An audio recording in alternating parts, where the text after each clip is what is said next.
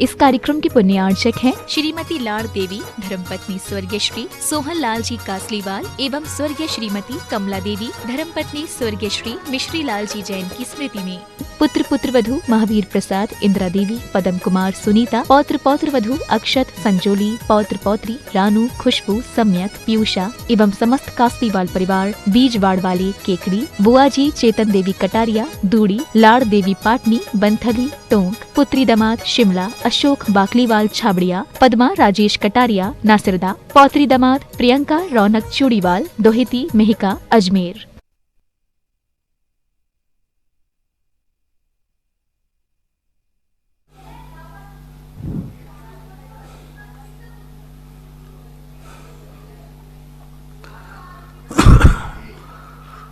नमो अरिहन्ताणं नमो सिद्धाणं नमो आयर्याणं नमो वज्रायाणं नमो लोये सर्वशाहूर्णं।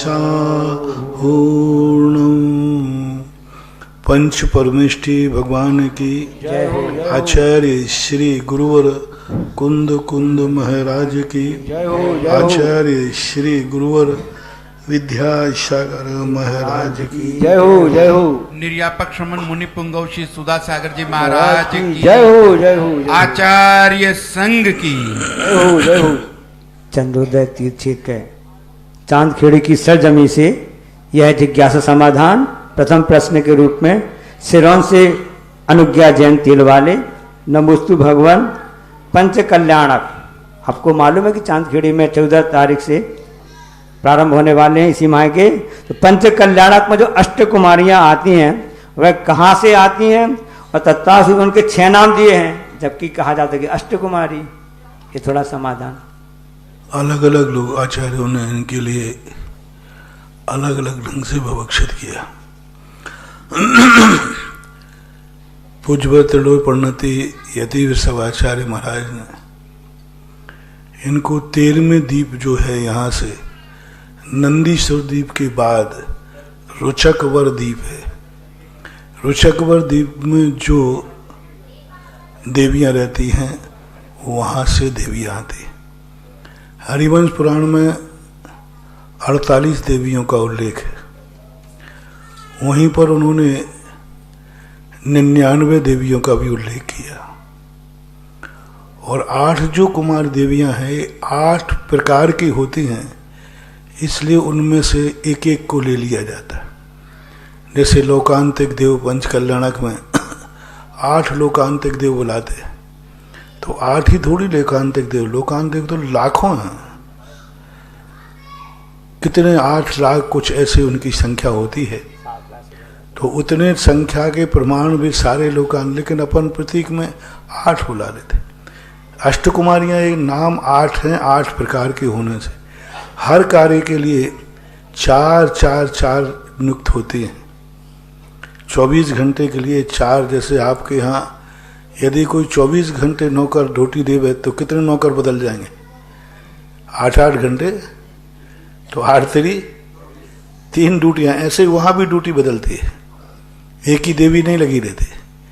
तो इस प्रकार से ये रुचकवर द्वीप से आते। हिंदीकार लोग जो ज़्यादातर यही लेते हैं, श्री हरि धीति कीर्ति बुद्धि लक्ष्मी, ये 6 होती है। इनको जो लिखा है तो इनको आचार्यों ने इनको लिया नहीं है, बाद में हिंदीकारों ने ऐसा ले लिया। वस्तुतः ये नाम पूरे त्रिलोक प्रणति के अंदर इन सब के नाम तक दिए हैं, और हरिवंश पुराण के अंदर भी इनके नामों का उल्लेख है, तो ऐसा मानना चाहिए। आपने 99 बताया था, 99 बन सकते हैं। हाँ, 99, 48। अब 56 कुमारियों का जो उल्लेख है, यह कहाँ से आया, कैसे आया, मुझे कहीं आगम में देखने में नहीं आया। 4899 कुमारियों का तो उल्लेख मिला। कुमारी का अर्थ ये नहीं है कि अनमेरिड होती है, इनको कहा जाता है। जैसे कुमार, जैसे आप लोगों का नाम लिखा जाता फलाने राजकुमार, फलाने कुमार, तो कुमार ये इनकी उम्र जो है पूरी जिंदगी भर इनके शरीर की आकृति कुमारियों जैसी होती है। जैसी कुमारी की जो उम्र होती है इस प्रकार की, इसलिए इनको कुमारी कहते हैं। असुर कुमार भवनवासियों में हैं तो उनके कुमार जैसी हरकतें होती हैं, कुमार जैसी उनकी आकृति होती है, कुमार जैसे वो लगते हैं, इसलिए टाइटल है। कुमारी का अर्थ कुमारी ही नहीं, हाँ आप लोग यहाँ पर जो बनाते हो कुमारियों को ही बनाते हो, कुमारियों के लिए बनाते हो कि कुमारी कन्याओं को ही बनाया जाता है, लेकिन वस्तुतः ऐसा कोई उल्लेख नहीं है। फिर भी कन्याओं का प्रसंग चलता है, अच्छा है, चल रहा है, चल लेना। ललितपुर से शेखरचंद जैन सैदपुर वाले, नमोस्तु भगवान। रावण ने सीता को छुआ भी नहीं, लेकिन पद्म के जीव ने, जो पूर्व मधु नाम का राजा था, उसने दूसरे की रानी चंद्रावा रानी के साथ में जबरदस्ती की, अपने साथ में काम भोग किया, फिर भी वह मर का स्वर्ग गया और रावण नरक में गया। ऐसा क्यों? एक्सीडेंटल केसों को तुम लोग क्यों याद रखते?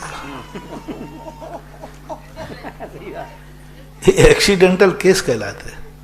लाखों करोड़ों अरबों में कोई एक ऐसा अपवाद मार्गी हो जाता है, उसके बाद उसका पश्चाताप देखो कितना किया उसने किया। उसके बाद उसने जब पश्चाताप की स्थिति बात आई, जब ऐसा केस उसके दरबार में आया, हरिवंश पुराण में कथा है, तो जब उसकी पत्नी ने कहा तुम क्या दूसरे का निर्णय करोगे, तुम खुद इसी पाप से, इसी अपराध से ग्रसित हो, तब उसको इतनी ग्लानि हुई, इतनी ग्लानि हुई कि वह अपने आप में इतना धिक्कारा कि अंत में उसने सब कुछ त्याग करके संन्यास धारण कर लिया। तो अपराधी यदि अपराध को स्वीकार के, रावण ने तो अपराध को स्वीकार किया ही नहीं, अंत तक वो तो अपनी हट पर डटा रहा। वो कहता मरूं तो मर जाऊं, लेकिन राजा जो राजा मधु है वह अंत में पश्चाताप किया, प्रायश्चित किया और अपने अपराध की ग्लानि पूर्वक उसने अपने जीवन का अंत किया। तो वो भी देखना चाहिए, रावण के जीवन में ऐसा कुछ नहीं। दूसरा, रावण एक नियोगी रूप से नरक जाने का एक भाव पहले से ही वो बंद करके आए थे, वही मात्र एक कारण नहीं है उनके नरक जाने का। नरक तो उनको जाना ही था, क्योंकि और भी प्रतिनारायण हुए, जरासंध प्रतिनारायण हुआ, उसने तो किसी की स्त्री का अपहरण नहीं किया था, फिर भी वो नरक गया। तो इनका नियोग बनता है। आष्टा मध्य प्रदेश से डॉक्टर मगन जैन, नमोस्तु भगवान। कर्मों का उपचय और अपचय किसे कहते हैं? उपचय का अर्थ होता है संचय करना, कर्मों को जिस प्रकार संचय किया जाता है, अपचय उनके प्रकार का, उनका अभाव करना, इस प्रकार। अपचय उनका इस प्रकार के अभाव करना, जाहिर हो जाना। और से राजीव जैन शिवरात्रि अमर पाटन से, नमोस्तु भगवान। अतिसंधान परिता और अतिसंधान प्रीता का क्या आशय है? अतिसंधान परिता, अतिसंधान प्रियता, अतिग्रद्धता, लोलुपता, हाँ, अति सिद्धांत, अति इस प्रकार के उसी में लगे रहना, दोषों को देखना, उन्हीं दोषों में लगे रहना, अतिसंधान परिता, यानी हमेशा किसी में गुण उनको दिखते ही नहीं, छिद्रान्वेषी, निरंतर 24 घंटे दूसरों के, उनको दोष ही दोष दिखते हैं, अच्छाइयां दिखती ही नहीं। ममता जैन मंगलोल से, राजस्थान से, नमोस्तु भगवान। तत्वा सूत्र उपवास किस तिथि से करना चाहिए? उपवास कब से करना? सामान्य है, क्योंकि ये पंचम काल के हैं, अतः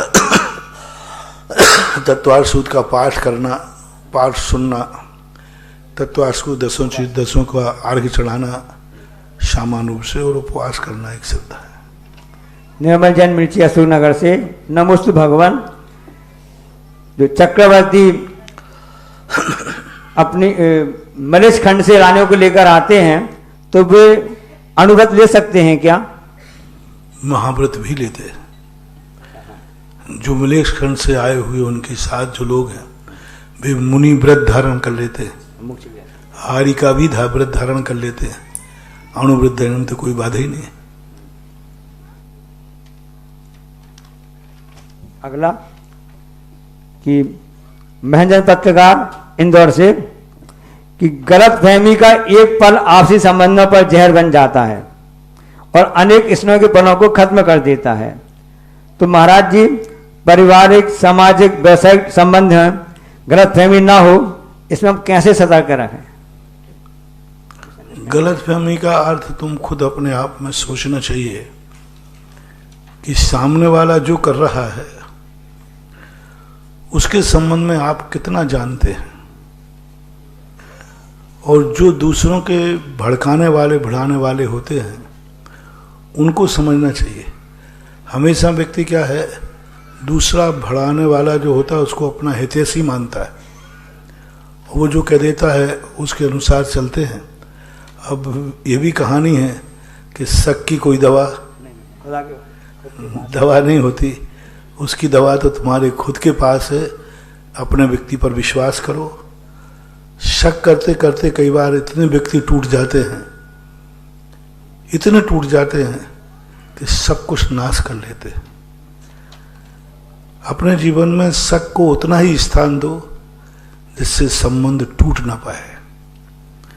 शक इसलिए नहीं कर लिया जाता कि हमें उसको तोड़ना है, शक इसलिए किया जाता है कि हमें उसको संभालना है।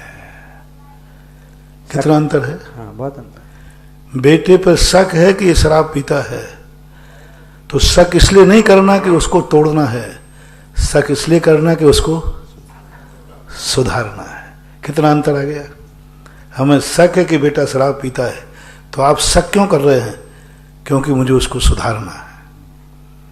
और आप लोग शक किस लिए करते हो? तोड़ने के लिए। शक होने के बाद संबंध टूट रहा है, तुम्हें शक करने का क्या अधिकार? जब संबंध ही तोड़ना है तो शक करने का तुम्हें क्या अधिकार है? क्या अधिकार है? तुम कौन होते हो? तुम कौन होते हो उस पर शक करना? जब तुम्हें संबंध तोड़ना ही है तो वो कुछ भी करेगा, तुम्हें क्या लेना देना है? तुम्हें मतलब क्या है? वो कुछ भी करे, तुम्हें तो तोड़ना है। शक करने का अधिकार तुम्हें जब है जब तुम उसे तोड़ना नहीं, जोड़ना चाहते हो, तो फिर शक करने का अधिकार है। और ये प्रयास करो कि मेरे शक करने से कहीं संबंध टूटेगा तो नहीं, कहीं ये संबंध बिखर तो नहीं जाएगा, कहीं हमारी जिंदगी तहस नहस तो नहीं हो जाएगी। यदि शक करने से तहस नहस होती है तो मेरी आपको एक ही सलाह है, आप शक न करें, उसको जहां जाना है दुनिया में जाने दो, आप अपनी शांति भंग न करें। उसकी जिंदगी जहां बर्बाद होने दो, वो जाएगा, मरेगा। तुम कम से कम अपना संबंध क्यों बिगाड़ते हो? तुम क्यों अपनी जिंदगी को नरक बनाते हो? तुमने सामने वाले में शक किया, शक करते करते एकदम दोनों में ऐसी तलाक की नौबत आ गई और दोनों टूट गए, बच्चे अलग हो गए, तुम अलग हो गए। इस शक से लाभ क्या हुआ? क्या वो सुधरा? बोलो, क्या तुम्हें कुछ मिला? सब टूट गया। इसलिए शक सबसे बड़ी चीज है कि हमारी शक उसी पे करो जिस पर मेरी शांति भंग ना हो। यदि संबंध टूटने लग जाए, आप आंख बंद कर लीजिए। दोष वादे चमोन्यम, हमारे शास्त्रों में कहा, जहां हमारी शांति भंग हो, जहां हमारा सुख छिन जाए, जहां हमारा सब कुछ टूट जाए, वहां दोष बोलना नहीं है। दोष वादे चमोन्यम, इसको जहां जाना है जाने दो। मैं अपनी जिंदगी बर्बाद नहीं करूंगी, नहीं करूंगा, क्योंकि उसको तो जाना ही है जहां। हम अपनी जिंदगी बर्बाद क्यों करें? तो ये हमेशा ध्यान रखना चाहिए। शक के कारण बहुत परिवार उजड़ गए, बहुत परिवार तहस नहस हो गए। क्या फायदा है शक करना? इसलिए शक की परिभाषा क्या बनाई? शक उसी पे कर सकते हो जिससे संबंध टूटे नहीं, संबंध बना रहे। और संबंध टूटता है तो आप बिल्कुल शक करके बंद करके मौन धारण कर लीजिए। तुम जगत के ठेकेदार नहीं हो, दुनिया को सुधारने के। महारानी चेलना अपने श्रेणक को नहीं सुधार पाई, वो नरक जाना था तो गए, रावण मंदोदरी को नहीं सुधार पाई, नरक जाना था तो गया, लेकिन मंदोदरी ने अपनी जिंदगी बर्बाद नहीं की। मंदोदरी बहुत बड़ी शक्ति थी। आप मंदोदरी का चरित्र पढ़ना सभी दर्शनकारों ने। उसका पति गलत था कि नहीं, लेकिन उसने अपना संबंध नहीं बिगड़ने दिया, संबंध नहीं बिगड़ने दिया। उसने ऐसा कोई कदम नहीं उठाया कि रावण को मंदोदरी का परित्याग करना पड़ा। रावण मंदोदरी ने अपने जीवन को नरक नहीं बनने दिया, अपने जीवन में कोई शांति भंग नहीं दी। समझाया, सब कुछ किया, नहीं समझा। वो जानती थी कि नहीं समझेंगे नरक जाएंगे, तो इनको तो नरक जाना ही है, मैं अपने जीवन को नरक क्यों बनाऊं। सबसे बड़ा मंदोदरी के जीवन में, मंदोदरी ने अपने जीवन को नरक नहीं बनने दिया। चाहती तो वो नरक बना सकती थी, क्योंकि रावण ने अपराध ही ऐसा किया था, तहस नहस कर सकती थी पूरी लंका को, लेकिन उसने जान लिया कि नहीं, मैं अपनी शांति भंग नहीं होने दूंगी, उनको जहां जाना है जाने दो। चेलना महारानी चेलना ने अपनी जिंदगी की शांति भंग नहीं होने दी। कितने बार राजा शरणक ने कितने अनर्थ किए, कितने गलत किए, सब कुछ किया, लेकिन उसने अपनी शांति भंग नहीं होने दी। इसलिए शक करने वालों के लिए मेरा एक ही है कि तुम्हारी इस शक से कहीं तुम्हारी खुद की जिंदगी ना उजड़ जाए, इसका ध्यान रखना। मालूम है शक की दवा खुदा के पास नहीं, खुद के पास है। अब माला छावनी से नीरा जैन, नमोस्तु भगवान। षड खंडागम में मुनिराज के लिए 32 ग्रास का आहार बताया है और 1 ग्रास इकजा चावल का होता है, तो इसको कैसे क्या घटाएं, इसमें रोटी फल मेवा कैसे लें? आपके पास अनाज कम पड़ रहा है?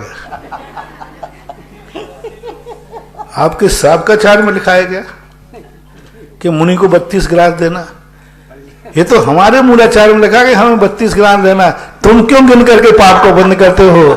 तुम्हारे साबकाचार में कहीं नहीं लिखा कि 32 ग्रास देना है, कहीं भी पूरे 35 साबकाचारों में कहीं नहीं लिखा कि मुनिराज को 32 ग्रास देना है।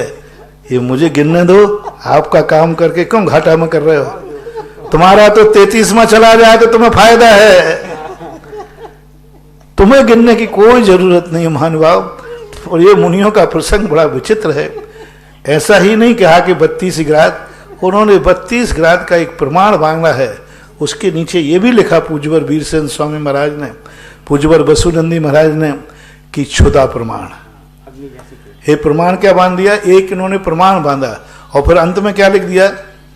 क्षुधा प्रमाण। कोई कम भी खाएगा, कोई अधिक भी खाएगा। यदि 32 का ही प्रमाण बांधे और कोई महाराज कम खाते हो तो अब 32 ठास ठास के खिलाओ, पहले 32 खाओ। इसलिए साहब को ये आप लोगों के लिए लिखा ही नहीं है। जो कोर्स आप में नहीं है, कृपया करके उसे ना पढ़ें तो अच्छा रहेगा, क्योंकि आपको इससे बहुत घाटा है। यदि आपका कभी गिनने का भाव आ गया तो पूरी जिंदगी भर का किया हुआ पुण्य उसी दिन नाश को प्राप्त हो जाएगा। सब जानते हैं आगामी 16 तारीख को यहाँ पर भगवान का जन्म कर्नाटक महोत्सव होने वाला है। प्रश्न भी उसी संबंधित है। शेखपुरा भेटौनी से मनीष जैन, नमोस्तु भगवान। क्या सूतक पाठक में हम जन्म कल्याणक दिन अभिषेक कर सकते हैं? नहीं कर सकते, कभी नहीं करना चाहिए। एक और सामूहिक प्रश्न है हनुमानताल जबलपुर से चिराग जैन, नमोस्तु भगवान। सब जानते हैं कि आगामी समय में कुंडलपुर में ऐतिहासिक कार्यक्रम होने की संभावना है और सामने एक वायरस भी खड़ा हुआ है जो कोरोना से 32 गुना खतरनाक है। तो महाराज जी, इसमें सरकार तो प्रयासरत है, हम कैसे उस वायरस को भारत में आने से अपने से रोकें और कैसे हम सावधानी रखें? सरकार जो गाइडलाइन दे रही है उस गाइडलाइन का पालन करें, अपनी सुरक्षा स्वयं करें।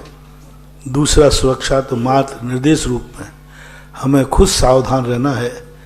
कभी कभी कुछ बीमारियां ऐसी होती हैं जो स्वयं के हाथ में, ये बीमारी अंदर से उत्पन्न नहीं होती, ये बीमारी बाहर से आती है। जो बीमारी बाहर से आती है, क्यों ना हम किवाड़ बंद करके रखें। अंदर से आती हो तो हमारा बस नहीं है। ये बीमारी की सबसे बड़ी, अभी तक जितनी बीमारियां सब अंदर से उपजती हैं, ये बीमारी अंदर से नहीं उपजती, ये बीमारी बाहर से आती है। तो अकेली खिड़की तो बंद रखना है तो बीमारी से बचे रहोगे। ये बंद रख लो, मार्क्स बोलते ना, ये खिड़कियां बंद रखो, बचे रहोगे। दुर्गापुरा जयपुर से अशोक कासलीवाल, नमोस्तु भगवान। गर्भगृह में द्वारपाल बनाए जाते हैं जो मंदिरों में, तो उसमें वो द्वारपाल जो उकेरे जाते वो जूते पहने रहते हैं। तो मेरा प्रश्न है कि सावधान रखना चाहिए। बोलेंगे नहीं बनना चाहिए। जूते वगैरह बने हो तो शिल्पी को बुला करके ठीक करा लेना चाहिए। जूते ही नहीं पहनते देव। अब ये तो नहीं कह सकते हैं शो के लिए पहनते हो, पता नहीं। अब आया भी नहीं है, देवता लोग उपानय पहनते हैं नहीं, इसका उल्लेख आया नहीं है। बनगांव दमोह से श्रीमती माधुरी जैन, शादी के समय दूल्हा आगे रहता, बाराती पीछे रहते हैं। और जब आरती होती है तो उस समय आरती आगे रहती है, सब व्यक्ति पीछे होते हैं। अब इन दोनों में लोक रूढ़ियां हैं, ऐसा कुछ भी नहीं है। जब महाराजों की अर्थी निकलती है तब सारी जनता आगे रहती है, अंत में विमान जी बैकुंडी होती है। तो अच्छे लोग का जो होता है जनता आगे आगे चलती है, तो ये तो परंपरा है कोई। बस ठीक। इसमें एक और प्रश्न था किसका, कि यदि हमने स्वप्न में किसी महाराज जी की समाधि देखी और उनकी समाधि अभी वर्तमान में वो है उपस्थित हैं, हमने उनकी समाधि देख ली, तो एक क्या मतलब अशुभ कर्म है, असाता कर्म है, क्या है? समाधि स्वप्न में देख ली, बहुत अच्छी बात है, बहुत बढ़िया, महाराज जी का विद्यमान है, कोई बात नहीं। स्वयं की भी समाधि देख लो तो कोई बात नहीं। कई लोग स्वयं की मृत्यु देख लेते, अर्थी में चले जाते, जला के आ जाते। बोले महाराज मैंने खुद अपनी अर्थी उठाई। मैंने कि तू अभी जल्दी मरने वाला नहीं है, इसका अर्थ। अष्टापद प्रदेश से मगन जैन, नमोस्तु भगवान। आत्मा के द्वारा पुद्गल आत्मसात किए जाते हैं और कर्म अतः कर्म साधन बंध का हेतु है, और मिथ्या दर्शन कौन सा होगा इसमें? प्रश्न ठीक क्या? आत्मा के द्वारा पुद्गल आत्मसात किए जाते हैं, तो उसमें बंध का कारण जो बनेगा तो मिथ्या दर्शन बनेगा कि कर्म बनेंगे? निमित्त हेतु करते हैं। जीव परिणाम हेतु पुग्गल कम्मत्तम परिणम दी, पुग्गल कम निमित्तम तहेव जीवो भी परिणम दी। प्रत्येक द्रव्य स्वयं अपने कर्मों से, अपने उपादान से बनता है, लेकिन निमित्त जीव का मिथ्यात्व आदि परिणाम। ओम ईशान। हाँ बोलिए। ओम ओम नमोस्तु महाराज श्री, नमोस्तु नमोस्तु महाराज श्री। आचार्य भक्ति में आता है कि गुरु भक्ति संयमेने तंत्र संसार सायरम घोरम छिन्नति अटकम्बम जम्मम न पावंती। मतलब गुरु भक्ति करने से ही संसार जब पार हो जाते हैं तो मुनि बनने से क्या फायदा है? और एक आयत दर्शनम देव देवस्य, आपको अपना मुनिपत्व मतलब एक और महाराज दर्शनम देव देवस्य दर्शनम पाप नाशनम दर्शन सर्व सोपानम दर्शनम मोक्ष साधनम। अब इसमें भी दर्शन करने से भगवान जब मोक्ष चले जाते हैं फिर मुन्ना कष्ट क्यों सहे? मुनि कहीं आपको अपने मुनिपत्व पछतावा तो नहीं हो रहा है? हम नहीं पूछ, जिज्ञासा है हमारी, इसके विस्तार से बता दीजिए। हमेशा ये क्या होता है, भावनात्मक स्थितियां होती, क्योंकि मोक्ष किसी एक कारण से नहीं होता। मोक्ष में कई लोग हैं, तव सिद्धे, नय सिद्धे, संयम सिद्धे, चरित्र सिद्धे है। कभी किसी की प्रधानता से मोक्ष होता है। सम्यक दर्शनों के कारणों में कहीं आज्ञा सम्यक दर्शन, सूत्र सम्यक दर्शन, बीज सम्यक दर्शन। तो वैराग्य के जिस प्रकार अनेक निमित्त होते हैं, कर्मों के क्षय का कोई ना कोई निमित्त बनता है। कभी लोग भगवान की भक्ति के माध्यम से भक्ति करते करते निर्विकल्प हो जाते हैं। कई लोग कर्म अपाय विषय विपाक विषय धर्म ध्यान करते हो जाते, कई लोग तप करते करते हो जाते, कई लोग सूपा फटकने वाली को देख करके केवल ज्ञान प्राप्त हो जाता है। सूपा फटकने वाली देखने का, तो अब सूपा फटक देव, तो अब वो तो वहां निमित्त बन जाते। ये सब निमित्त कहलाते हैं, और निमित्तों को किसी ना किसी रूप में व्यक्ति स्वीकार करता है, तो ये भी एक निमित्त है, ऐसा मानना चाहिए। नमस्ते भगवान, नमस्ते नमस्ते भगवान। ध्यान और कायोत्सर्ग इनमें क्या विशेष भेद है क्या? क्योंकि ध्यान अंतर्मुहूर्त के लिए कहा है और कायोत्सर्ग तो कोई सीमा नहीं है। तो बाहुबली 1 साल तक कायोत्सर्ग में खड़े रहे कि ध्यान में खड़े रहे? ध्यान को और कायोत्सर्ग बाह्य तप है जो मिथ्या दृष्टि भी स्वीकार करता है, लेकिन ध्यान अंतरंग तप है जो सम्यक दृष्टि ही स्वीकार करता है। कायोत्सर्ग कर्म निर्जरा हो ऐसा कोई नियम नहीं है। ध्यान नियम से कर्म निर्जरा का कारण बनता है। बाह्य तप जो है निमित्त बन जाते हैं। कायोत्सर्ग से अकाम निर्जरा भी होती है, लेकिन ध्यान से अकाम निर्जरा नहीं होती। ध्यान जो है सम्यक दर्शन पूर्वक होता है। ध्यान शुद्धोपयोग पूर्वक होता है, जो मोक्ष मार्ग का साक्षात कारण है, शुद्धोपयोग। लेकिन कायोत्सर्ग तो कोई भी अभव भी धारण कर लेता है। कायोत्सर्ग अंतरंग तप का है गुरु? कायोत्सर्ग को अंतरंग तप में लिया है। कायोत्सर्ग अंतरंग तप है 5वां नंबर। वो कायोत्सर्ग अलग है। जो सामान्य कायोत्सर्ग ध्यान की तुम बात कर रहे हो, वो कायोत्सर्ग काय से उत्सर्ग त्याग करना, काय से ममत्व को छोड़ देना, तो वो अलग है। और जैसे हमारे आवश्यकों में भी आता है, समता समारें तुति उजारें वंदना नित्य करें प्रत्याख्यान अहमेव को। प्रायश्चित विनय वैयावर्त स्वाध्याय उत्सर्ग कायोत्सर्ग के अनेक रूप है। उत्सर्ग और ध्यान बाह्य रूप भी है, अंतरंग रूप भी है। बाह्य रूप जो कायोत्सर्ग है ये मिथ्या दृष्टि भी धारण करते हैं। प्रायश्चित में भी कायोत्सर्ग दिया जाता है। और जो वहां पर ध्यान कायोत्सर्ग की जो बात आई है, छठ आवश्यक है, अभव मिथ्या दृष्टि भी धारण करता है। 28 मूल गुणों में आते तो वहां कायोत्सर्ग स्वीकार करता है वो।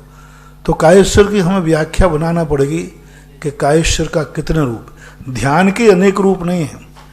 ध्यान जितने मोक्ष मार्गी ध्यान हैं वे नियम से भव्य सम्यक दृष्टि को ही होते हैं।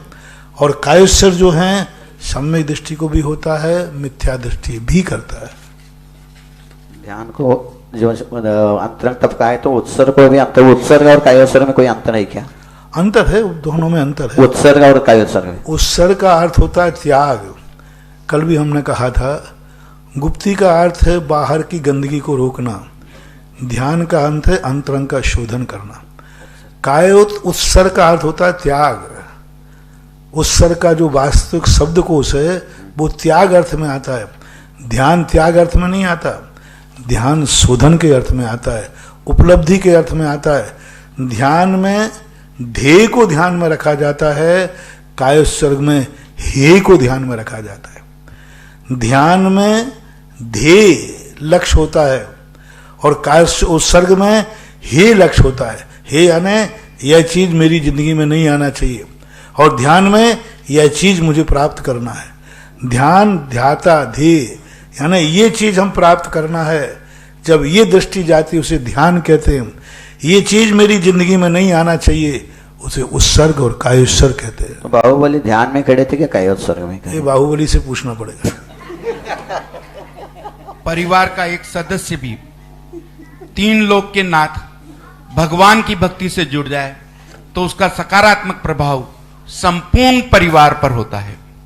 भक्ति का असीम पुण्य अर्जन का शुभ प्रसंग चंद्रोदय महाअतिशयकारी की पावन धरा पर हमको प्राप्त हो रहा है। 14 दिसंबर से 19 दिसंबर तक पंच कल्याणक पावन प्रसंग के साथ पाषाण से भगवान बनने वाले इस महोत्सव पर हम कैसे पुण्य अर्जन कर अपने मनुष्य पर्याय को सार्थक करें, ऐसे प्रश्नों का ज्ञानवर्धक समाधान मिलता है जिज्ञासा समाधान में। जिज्ञासा समाधान के प्रणेता निर्यापक श्रमण मुनि पुंगव श्री सुधा सागर जी महाराज सत्संग के पवित्र पावन चरणों में चंद्रोदय तीर्थ क्षेत्र पर विराजे हुए सभी भक्तों की ओर से, जिनवाणी व सुधा कलश पर श्रवण कर रहे सभी भक्तों की ओर से तिरकाल बार नमोस्तु भगवन, नमोस्तु भगवन, नमोस्तु भगवन। प्रथम जिज्ञासा के लिए आमंत्रित हैं श्री राजेंद्र जी हरसोरा साहब। तब तक मूल नायक देवादिदेव श्री आदिनाथ भगवान की शांति धारा का पुण्य अर्जन किया है आज श्रीमान शीतल जी जैन पाटनी टोरंटो कनाडा, किरण अरुण शीला पाटनी मुंबई 2 कलश 51 श्रीफल की राशि से। आप हमारे परम शिरोमणि संरक्षक तथा संत सुधा सागर पब्लिक स्कूल के अंदर भी आप शिरोमणि संरक्षक सदस्य हैं। आपने आदिनाथ ज्ञान निधि कोष के लिए 11 कलश की राशि पूर्व में समर्पित की थी। इसी के साथ में दूसरी शांति धारा का पुण्य अर्जन किया है श्री विमला बिलाला परिवार इंदौर, सुनील राज रानी, सुधीर नीतिका शुभम, असीमिता, ऋषभ काजल आराध्य, अनुप्रेषा आराधना बिलाला परिवार इंदौर ने 1 कलश 51 श्रीफल की राशि से। निवेदन हमारा प्रथम जिज्ञासा के लिए राजेंद्र जी साहब हरसोरा और तैयार रहेंगे अरुण जी जैन बंबई, हमारे परम शिरोमणि संरक्षक। पूज्य गुरुवर के चरणों में मेरा और मेरे परिवार का त्रिकालवार नमोस्तु नमोस्तु नमोस्तु। गुरुवर, आपने बताया पहले कि जितना आप मंदिर का मूर्ति का वैभव बढ़ाते जाओगे उतना ही आपका परिवार का समाज का वैभव बढ़ता जाएगा। मेरी जिज्ञासा यह है गुरुवर कि जैसे अपन एक पाषाण की प्रतिमा विराजमान करते हैं और एक सोने चांदी जवाहरात की प्रतिमा विराजमान करते हैं, तो इनमें क्या अधिक पुण्य फलदायी होता है? नमोस्तु महाराज। फलदायी होता है बहुमान। हम भगवान को कितना बहुमान दे सकते हैं, हमारी समर्थ कितनी है, हमारी शक्ति कितनी है। जैन दर्शन में सबसे बड़ी विशेषता है शक्ति की। जब व्यक्ति को पापों के लिए पैसा हो, हवेलियों के लिए पैसा हो, महलों के लिए पैसा हो, करोड़ों करोड़ों की हवेलियां बनाने को पैसा हो, और वो मंदिर यदि कमजोर बनाते हैं तो वो हीन पुण्य के भागीदार होते हैं। और जब उसके पास कुछ भी नहीं है और वो यदि बेर के पत्ते बराबर मंदिर बना देता है तो केवल ज्ञानी भी कहते हैं इसकी प्रशंसा मैं क्या करूं। तो हमेशा शक्ति देखी जाती है। हम भगवान को कितना मूल्यांकन, क्या रूप आना चाहते हैं। हमारे मन में विभाव के संसार के सर्वमूल्यवान वस्तु है, मैं अपने भगवान को उसमें बैठा लूंगा। आप अपने बच्चों को जब कोई भी गिफ्ट देते हैं तो क्या सोचते हैं, मेरा बेटा है, मेरी शादी की सालगिरह या बच्चे की शादी है, तो आप क्या किस में बैठाना चाहते, गधा पे, घोड़ा पे या कोई हाथी पे? भाव क्या करोगे? संसार का जो सबसे मूल्यवान है, मेरा बेटा उस पर बैठेगा, मेरी बहू उस पर बैठेगी। तो अब किसी पे भी ना बैठा ले तो भी विवाह हो सकते हैं कि नहीं? हो सकते हैं। बिना घोड़े पे बैठे विवाह नहीं होते क्या? होते हैं। विदेशों में तो सारे बिना ही घोड़े के होते हैं। अपने यहाँ भी कोर्ट मैरिज होती है। हाँ, तो सब होते हैं, लेकिन जब बहुमान से होता है तो हाथी आएगा साहब। तो ये सब बहुमान होता है। ऐसे हमारे लिए देखना, हमारा भगवान किस मंदिर में बैठेगा। भरत चक्रवर्ती चाहते, कुबेर चाहता तो थर्माकोल का भी समोषण बना सकता था, और गारंटी मेरी है भगवान नाराज नहीं होते। गारंटी मेरी है। कोई भी और उस समय कोई धातु होगी, क्योंकि वो तो आकाश में बैठना है, आकाश में बैठ, उनको तो मतलब ही नहीं था। भगवान चलते हैं 225 सोने के कमल बिछते, यदि एक भी कमल नहीं बिछाते भगवान नाराज नहीं होते। तो भगवान कहते सोने के कमल बिछा करके मेरे लिए तो कोई लाभ नहीं है। कुबेर कहता है मेरे लिए तो लाभ है। सोने के कमल बिछाता है भगवान, क्या जरूरत पड़ी थी? वो तो जमीन पर भी पैर नहीं रखते, मतलब, लेकिन सोने का कमल समोषण बना दिया। इतना महंगा समोषण बनाने की क्या जरूरत थी? इतना महंगा समोषण बनाने की क्या सिंहासन का वर्णन किया है, सिंहासन मणिमयूख, क्या जरूरत थी इतना महंगा समोषण बनाने की? भगवान को इसको स्पर्श भी नहीं करते। कुबेर कहता है प्रभु आपके लिए जरूरत नहीं है, मुझे जरूरत है कि मेरी संपत्ति आपके पैर के नीचे आ जाए तो मैं धन्य हो जाऊं। जय हो, जय हो। भगवान का समोषण बनाता है जब कुबेर पूरी संपत्ति लगा देता है, और अंत में जाकर जब सौधर्म पूछते क्यों कुबेर समोषण बन गया, नीचे गर्दन कर लेता है। बोले क्यों? बोले मैं भगवान के योग्य समोषण नहीं बना पाया और सोने का बनाया। तो ये बहुमान वाली बातें होती हैं। भरत चक्रवर्ती से जब पूछा गया कि मंदिर बनना है, काहे का बनाऊं, तो मिस्त्री आ गए, सब आ गए, तो साहब जिसका हवेली बोले नहीं, मेरी हवेली बनेगी पाषाण से और भगवान का मंदिर बनेगा सोने से। जय हो, जय हो, जय हो। आज देखना, एक पापी रावण कहता है कि मेरा महल बनेगा सोने से, मंदिर काय से बनेगा मुझे पता नहीं। और भरत चक्रवर्ती कहता है कि महल बनेगा पत्थर से और भगवान का मंदिर बनेगा सोने से। कितना अंतर आ गया। दोनों के पास धन था, दोनों के पास वैभव था। रावण से जब पूछा गया कि इतना धन है क्या करूं, बोले महल को सोने का बना दो। भरत चक्रवर्ती से पूछा गया कि धन है क्या करूं, बोले जिनेंद्र भगवान का मंदिर सोने का बना दो। दोनों ने खजाने खाली कर दिए, दोनों ने खजाने खाली कर दिए। एक ने महल बनाने में और एक ने जिनेंद्र देव का मंदिर। भगवान को क्या फर्क पड़ता था, स्वर्णमयी जिनालय बनाए, रत्नमयी मूर्ति बैठा ली। तो आप लोगों के अंदर बहुमान जागना चाहिए। मेरा भगवान सिद्धालय से उतर के आएगा, वो कौन से धातु में बैठेगा, सोने में बैठेगा कि चांदी में बैठेगा कि पाषाण में बैठेगा, ये फैसला तो आपको करना है कि आपका भगवान कहाँ बैठना है। भगवान को तो कोई फर्क नहीं पड़ने वाला, जहां बैठा लो वहां बैठ जाता है। लेकिन हमारा निर्णय होता है, हमारी शक्ति के अनुसार, हमारी भक्ति के अनुसार। शक्ति और भक्ति दो चीजों के अनुसार भगवान को बैठाना है। अब जितनी शक्ति है उस शक्ति के अनुसार बैठा लोगे, फल उतना ही गुना ज्यादा है। और शक्ति छुपा के बैठा लोगे तो पुण्य की हीनता उतनी ही है। सोने के बैठा लो, चांदी के बैठा लो, जो बैठा लो, इसका कोई अंत नहीं होता। जितना बहुमान कर सकोगे उतना ही पुण्य भी तुम्हें बहुमान दिलाएगा।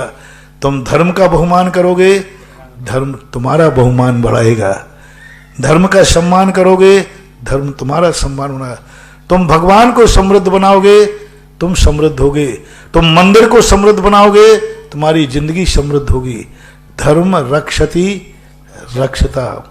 ये तो खेत हैं, ये मंदिर कोई चीज नहीं, मंदिर तो एक खेत है। देव साध गुरु महानुभाव खेत है। अब तुम्हें किसान बनकर के बोना है कि तुम्हारी क्या स्थिति बनने वाली है। इनको क्या निमित्त बनाना है, ये निमित्त आपके ऊपर खुद आश्रित होता है। ऐसा निर्णय करना चाहिए। नमोस्तु महाराज। महाराज जी, आपकी जिज्ञासा के अंदर समाधान मिला कि हम अपना बहुमान कैसे समर्पित करें। हमारे परम संरक्षक शिरोमणि अरुण जी भाई साहब बंबई वालों का भावना था आपकी जिज्ञासा समाधान के बाद में कि मेरा जीवन अगर धन्य हो जाएगा कि मुझे एक चांदी की प्रतिमा यहां पर 15 किलो की विराजमान करने का पुण्य अवसर आपके आशीर्वाद से प्राप्त हो जाएगा। आप 15 कलश की राशि क्षेत्र के लिए समर्पित कर रहे हैं। चांदी की प्रतिमा, जिसमें चांदी की प्रतिमा होगी लगभग 1.5-2 किलो के करीब का सिंहासन होगा, पीछे भामंडल होगा और मणियों से मणित छत्र ऊपर रहेगा सिंहासन के साथ में। अभी सबसे बड़ी 24 पहले रजतमयी चौबड़ी कोटा के अंदर विराजमान, और कोटा की वो रजतमयी 24 को देखकर दादावाड़ी पुण्योदय तीर्थ है, दादावाड़ी जैसे हाथी सर पुण्योदय तीर्थ, वहां की 24 को देख करके अच्छे अच्छे लोगों के मन ललचते हैं। और हर व्यक्ति चाहता है हमारे तीर्थ में, हमारे मंदिर में भी रजतमयी 24 हो, ऐसा भावना आते हैं लोग।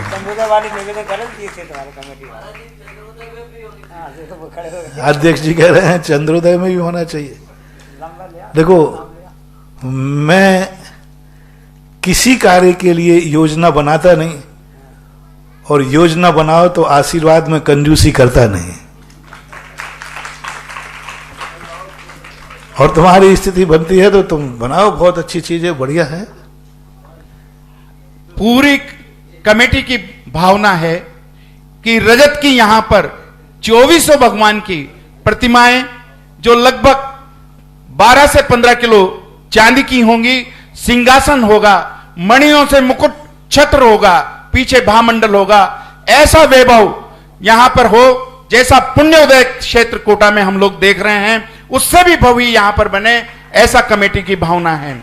आज हमारे परम संरक्षक अरुण जी भाई साहब ने भावना भाई है कि मुझे ये सौभाग्य सर्वप्रथम प्राप्त हो, जो भी महानुभाव 24 के अंदर रजत की, चांदी की भव्य प्रतिमाएं विराजमान करना चाहें, 15 कलश की राशि निर्धारित है, हमारे पास में शीघ्रता से नाम प्रेषित कर दें। इन सभी प्रतिमाओं का होने वाले 14 से 19 दिसंबर के पंचकल्याणक महोत्सव पर प्रतिष्ठा की जाएगी और इतने जल्दी 24 बन भी जाएगी। महाराज जी आपके आशीर्वाद, बहुत अच्छा, कुछ भी हो सकता है आज का वैज्ञानिक है। आपका आशीर्वाद हो तो बड़े से बड़ा काम भी आसानी से हो जाता है महाराज, क्योंकि नाम बहुत, अभी 72 नाम का लॉटरी खुली थी, खजाना खुला था, वो 72 नाम ही पूरे हो गए और अब इतने ज़्यादा नाम आ रहे हैं। तो उनके लिए भक्तों की, मैंने पहले ही कहा, मैं भगवान के लिए मंदिर नहीं बनाता हूँ, मैं भगवान के लिए मूर्ति नहीं बैठालता हूँ, मैं तो अपने भक्तों के कल्याण के लिए और उनके धन का सदुपयोग के लिए योजना देता हूँ। भगवान तो सिद्धालय में विराजमान हैं, वो तो सिद्धालय में ही रहेंगे। महाराज जी आपके श्रीमुख से हुई और नामों का प्रारंभ हो गया।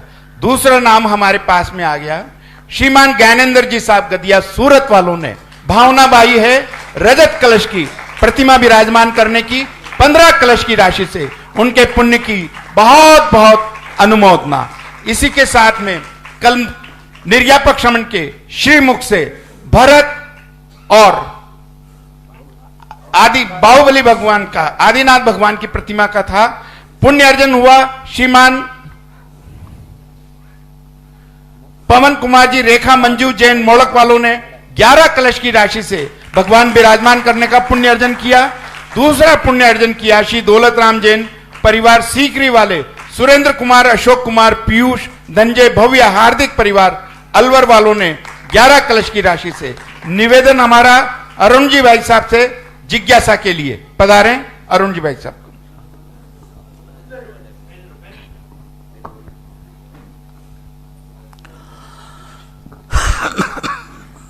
नमस्ते महाराज, नमस्ते महाराज जी। विज्ञान कुछ भी कहे लोग आसानी से मान लेते हैं, धर्म कुछ कहे तो लोग को थोड़ी दिक्कत होती है मानने में। ऐसा उन लोगों के साथ होता है जिन्होंने कम विज्ञान पढ़ा है, पर जब हम लोग ज़्यादा विज्ञान पढ़ते हैं हमें समझ में आता है विज्ञान कुछ भी नहीं है, धर्म ही सब कुछ है। तो ऐसा क्यों महाराज जी लोग विज्ञान को आसानी से मान लेते हैं? अधूरे ज्ञान वाले लोग जो होते हैं ना, वो ना तो इधर के होते हैं ना उधर के होते हैं। जो विज्ञान को पूर्ण जान लेता है उसको अपना सर्वनाश सामने दिखता है। भौतिकता की चकाचौंध में जो अंतिम दौड़ लगा लेता है उसको अपना विनाश सामने दिखता है। लेकिन जो अभी उस विनाश की लीला को नहीं देख पा रहे कि विज्ञान तुम्हें हर पॉइंट पर एक ऐसे आग के ढेर पर खड़ा हो रहा है, ऐसे बारूद के ढेर पर खड़ा कर रहा है जहां पर तुम बचने का कोई उपाय नहीं। विज्ञान ने जितने आविष्कार किए 25 साल के बाद उसी ने उसकी बुराई की, उसी के उतने साइड में। आज देखिए जितनी बीमारियां आज महाबीरियां बन रही हैं, आज विज्ञान का सबसे बड़ा युग और आज बीमारियों की संख्या सबसे ज्यादा बढ़ रही। पहले एक वैद्य होता था 10 गांव में और आज एक गांव में 10 डॉक्टर होते हैं। पहले 10 गांव में एक वैद्य होता था, सब कोई दवाई कर देता था और बीमारियां तो उस समय भी दुनिया थी। और आज देख लीजिए एक एक गांव में 10-10 डॉक्टर, इतने डॉक्टर और हर डॉक्टर के पास लाइन लगी है।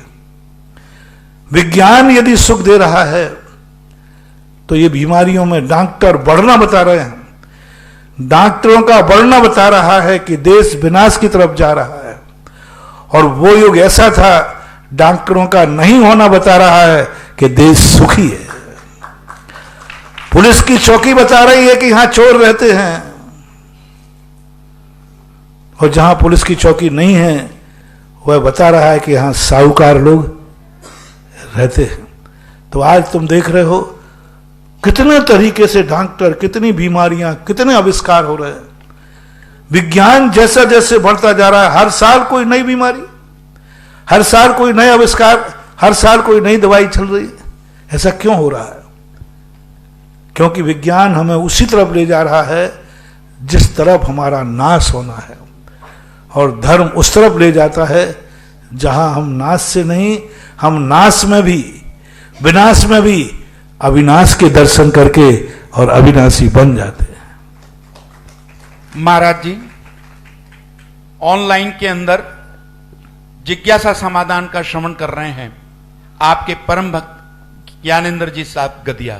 उन्होंने भावना भाई है कि मेरे को ये सौभाग्य मिला है निर्यापक श्रवण के श्रीमुख से शब्द निकले और मुझे ये पुण्य प्रसंग प्राप्त करने का शुभ अवसर हुआ है।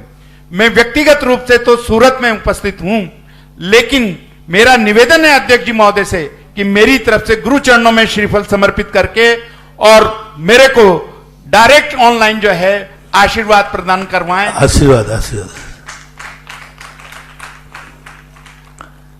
महानुभाव, हमारा पुण्य है हमें 14 से 19 दिसंबर तक भव्य पंचकल्याणक महोत्सव मनाने का। निर्यापक श्रमण मुनि पुंगव श्री सुधा सागर जी महाराज सत्संग के सानिध्य और आशीर्वाद में मिल रहा है। हमारा अध्यक्ष जी, महामंत्री जी, महेंद्र जी कांसल साहब, अन्य कमेटी के जो पदाधिकारी हैं उनसे निवेदन कृपया पधारें और पंचकल्याण, राजेंद्र जी पधारें, पंचकल्याणक महोत्सव की पत्रिका का विमोचन करें। कार्ड जो है आत्मीय आमंत्रण मंगल कार्ड जो है उसका विमोचन करें। कैलाश जी भाई साहब हमारे कोषाध्यक्ष साहब पधारें। कल हमारे से कुछ नाम श्री दिनेश कुमार जी, आयुष कुमार जी गंगवाल, अजमेर ने भी पुण्य अर्जन किया है। निर्वाण के जो मोक्ष गए हैं भगवान, उनके अंदर इसी के साथ में अरविंद कुमार जी जैन, सुशील जी जैन, अनुराग नीता जैन गेता वालों ने, नई धान मंडी ने भी कल पुण्य प्राप्त किया है। श्री अजीत जी, परमीला ठग, संधारा वाले, उदयनगर वाले, इंदौर ने भी पुण्य अर्जन किया है प्रतिमाएं विराजमान करने का, निर्वाण कांड की, मोक्ष के भगवानों का। निवेदन सबके पुण्य की हम करतल ध्वनि से अनुमोदना करते हैं। जिज्ञासा के लिए आमंत्रित हैं ब्रह्मचारिणी नीता दीदी सागर। माइक पहुंचाएं भाई साहब तुरंत प्रभाव से। इसी के साथ में हमारे जो परम संरक्षक हैं अरुण जी भाई साहब, शीतल जी जैन पाटनी टोरंटो कनाडा, किरण अरुण शीला पाटनी मुंबई ने आज एक 20 ग्राम का सिक्का यहां पर चंद्रोदय तीर्थ क्षेत्र पर समर्पित किया है। उनके पुण्य की बहुत बहुत अनुमोदना। और इसी के साथ में कल्पना कमल जैन सागर वालों ने, देवरी सागर वालों ने भी अपनी एक अंगूठी समर्पित करी है चंद्रोदय तीर्थ क्षेत्र पर। दोनों के पुण्य की बहुत बहुत अनुमोदना। महाराज जी के चरणों में त्रिवार नमोस्तु नमोस्तु नमोस्तु।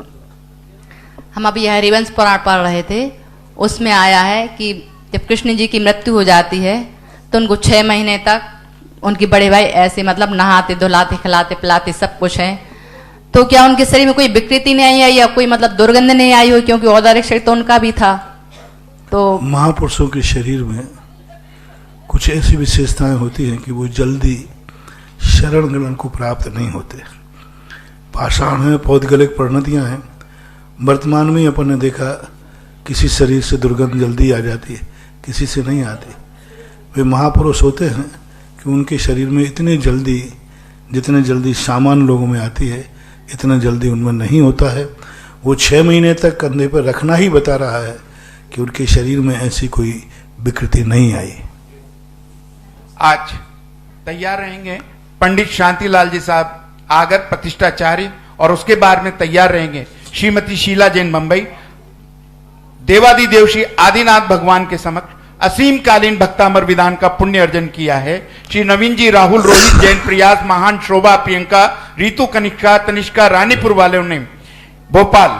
श्रीमती रतन देवी पाटोदी, विमल, सुलोचना, कमल, बीना, ललित, रश्मि पाटोदी, आयुष, हर्षिता कुमारी, हर्षिता जैन पाटोदी परिवार झालरा पाटन ने। श्री रमेश जी जैन, ललिता जी जैन, जितेंद्र जी, रेणु जी, शैलेंद्र जी जैन, प्रिया, अक्षत, नैवेद्य, अनिका, रीवा, विनायका परिवार रामगंज मंडी ने जो भी महानुभाव पुण्य अर्जन करना चाहें, देवादि देव श्री आदिनाथ भगवान के समक्ष असीम कालीन भक्तामर विधान का 51 श्रीफल की राशि से हमारे पास में नाम प्रेषित कर सकते हैं।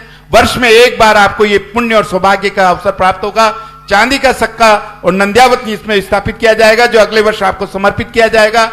5 व्यक्तियों के लिए भोजन की और आवास की समुचित व्यवस्था उपलब्ध रहेगी। प्रतिष्ठाचार्य जी पधारे, उसके बाद में श्रीमती शीला जैन बंबई तैयार रहेंगी। विषय लोलुब्य के संसार का नहीं अंत है, महान पुण्य से मिलते हैं ऐसे क्षमाधारी संत हैं। जब तक रहेगी श्वास तन में हम शरण में आएंगे, बिन गुरु सानिध्य के हम मुक्ति कैसे पाएंगे, हम मुक्ति कैसे पाएंगे, हम मुक्ति कैसे पाएंगे। इन्हीं पंक्तियों के साथ पूज्य गुरुवर के श्री चरणों में सकल दिगंबर समाज आगर एवं मेरे परिवार की ओर से और मेरी ओर से शत शत कोटिशा नमन। साथ ही गुरुवर, मेरी एक जिज्ञासा है कि गुरुदेव, जीव नरक में और निगोद में भी होता है। जब नरक और निगोद में जीव होता है, वहां व्रत संयम आदि नहीं हो पाते, फिर वह जीव वहां से किस प्रकार से निकलता है, क्यों निकलता है? संयम भले नहीं हो पाता है, लेकिन अपने किए हुए पापों का पश्चाताप होता है। पश्चाताप एक ऐसा संयम है जो संयम के बिना भी उसको पापों से मुक्ति दिला देता है। जब व्यक्तियों को कष्ट आते हैं तो उस समय वो विचार करता कि ऐसा कष्ट क्यों आया। आपने यहाँ भी देखा होगा कि संकट जब आते हैं तो अच्छे अच्छे पापी भी धर्मात्मा बन जाते हैं। तो नारकियों में तो ऐसा हो जाता है। निगोदिया जीवों में जहाँ तक सवाल है, उनके कर्म का जब मंदोदय होता है, उसी समय उनके आयु बंद हो जाते हैं, तो वो बाहर निकल के आ जाते हैं। श्रीमती शीला जैन मुंबई और तैयार रहेंगे श्री कपिल जी मिश्रा प्रयागराज। श्री कपिल जी प्रयागराज। श्रमण संस्कृति जयवंत हो। पूज्य गुरुवर के और सप्त मुनिराजों के चरणों में नमोस्तु नमोस्तु नमोस्तु। क्षुल्लक द्वय के चरणों में इच्छामि। पूज्य गुरुदेव, 12 वर्षीय पाठ्यक्रम में द्वितीय वर्ष की मैं छात्रा हूँ और पूज्यवर जिनसेन आचार्य विरचित श्री आदि पुराण जी में आया है कि सम्यक दर्शन के श्रद्धा, रुचि, स्पर्श और प्रत्यय ये पर्याय है। इसको हम कैसे समझे? जिज्ञासा का समाधान की। रुचि प्रतीति हमारी अपने आत्म कल्याण के प्रति, देव साध के प्रति रुचि है।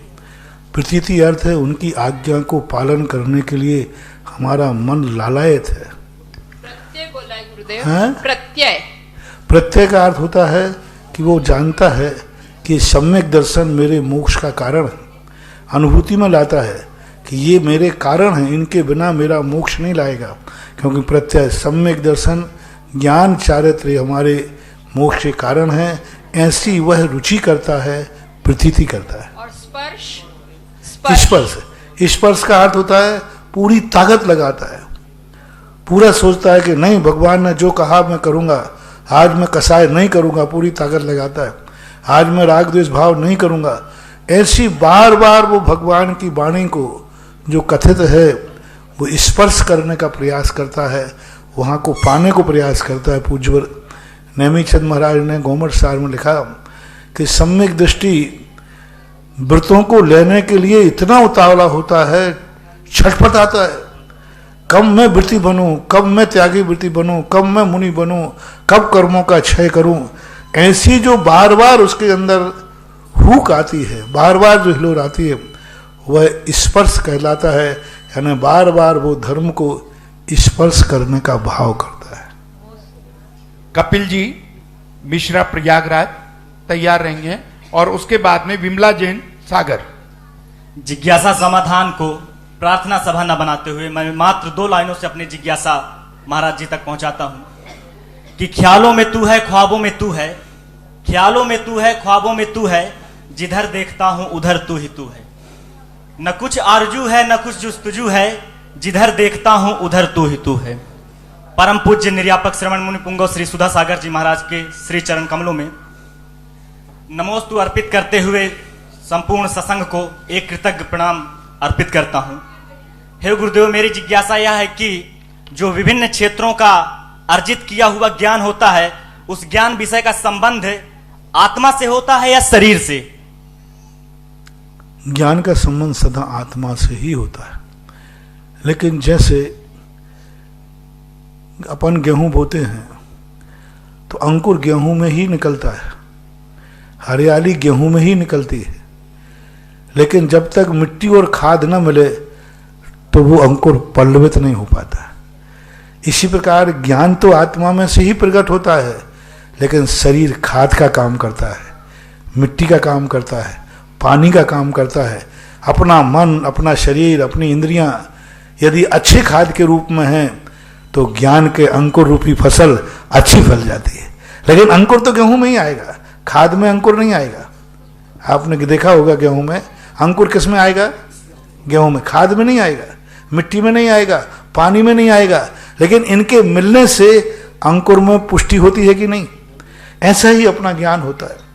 ज्ञान हमेशा आत्मा की परिणति है, लेकिन द्रव्य, क्षेत्र, काल, भव, भाव ये खाद के समान, माटी मिट्टी के समान उस ज्ञान को इतना पुष्ट कर देते हैं कि अच्छा मन मिले, अच्छा शरीर मिले, अच्छा क्षेत्र मिले, तो ये ज्ञान की फसल ऐसी लहराती है कि एक दिन केवल ज्ञान भी प्राप्त करा देती है।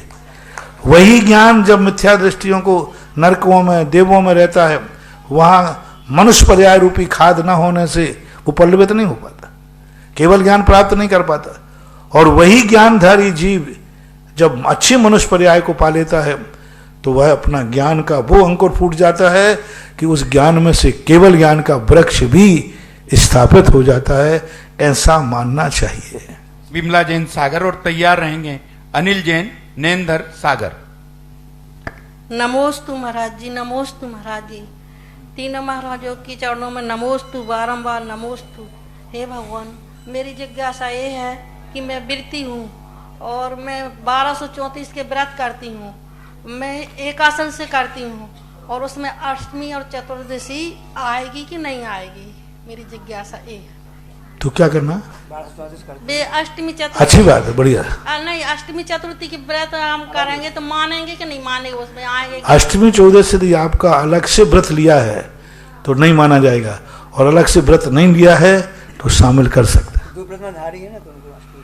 तो अष्टमी और 14 तो वैसे ही तुम्हारा प्रोषद है प्रतिमाधारी होने से, तो 1234 में गिनती में नहीं आएगा, क्योंकि आप 12 व्रत हैं। तो 12 व्रत में अष्टमी और 14 तो प्रोषद आपका व्रत है, वो 1234 की गिनती में नहीं है। नमोस्तु महाराज। परम पूज्य निर्यापक श्रीमण मुनिपुंग श्री सुदास सागर जी महाराज के चरणों में, सत्संग चरणों में सागर जैन समाज की ओर से कोटि कोटि नमन।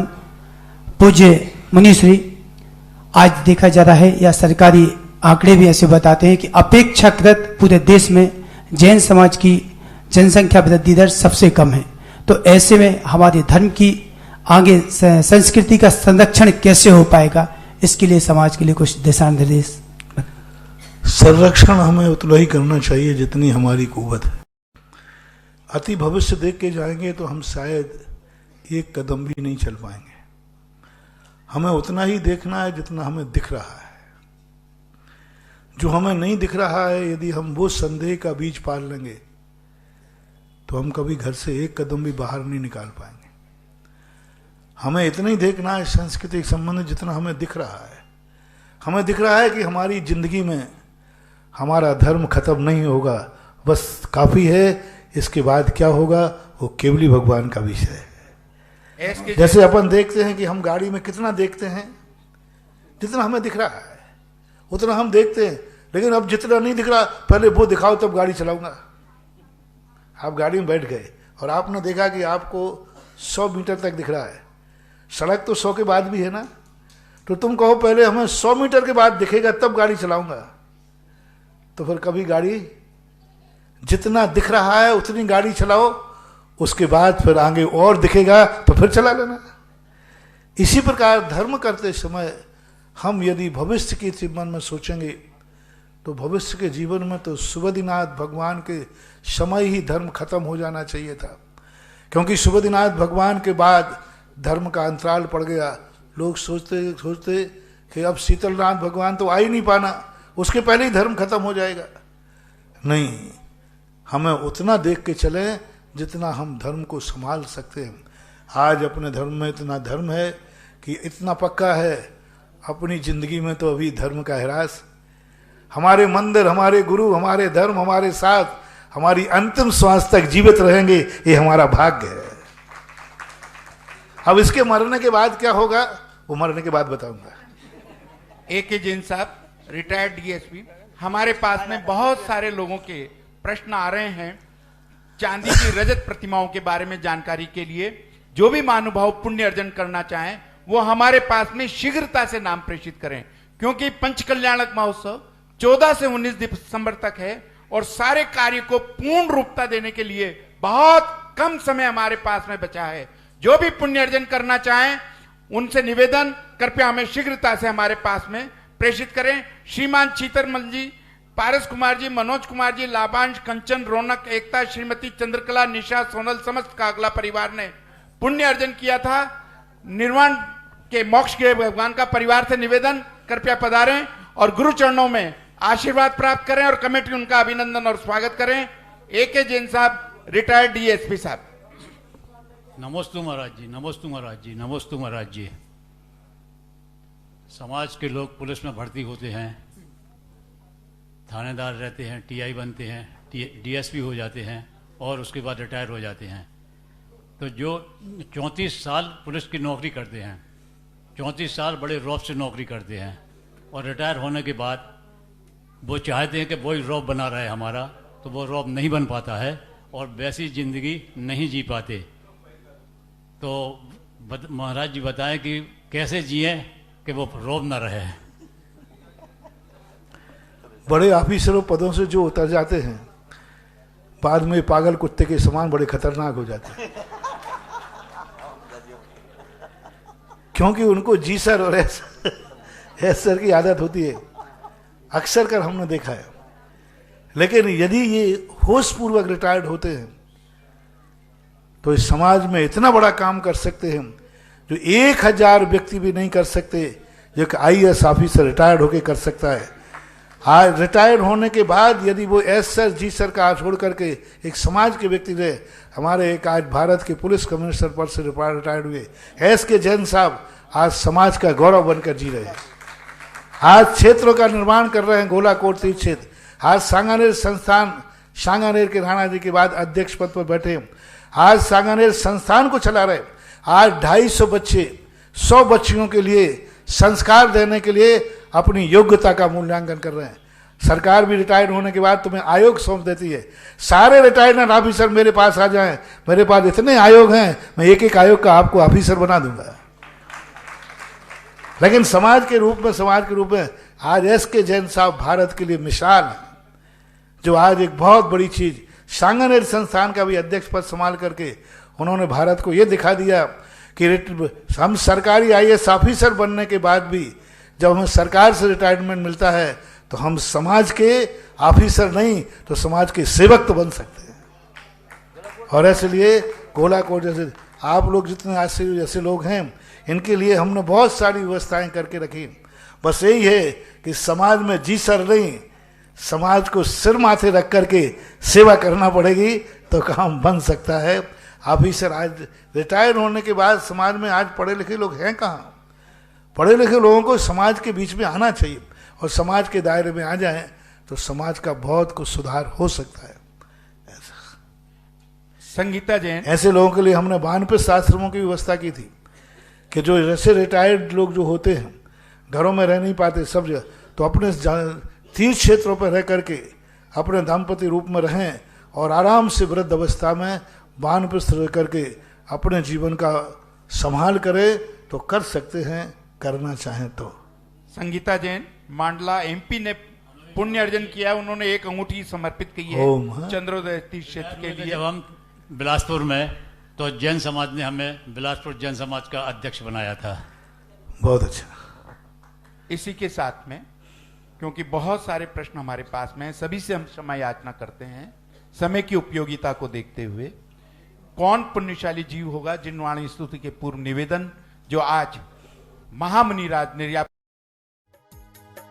इस कार्यक्रम के पुण्यार्चक थे श्रीमती लाड़ देवी धर्मपत्नी स्वर्गीय श्री सोहन लाल जी कासलीवाल एवं स्वर्गीय श्रीमती कमला देवी धर्मपत्नी स्वर्गीय श्री मिश्री लाल जी जैन की स्मृति में।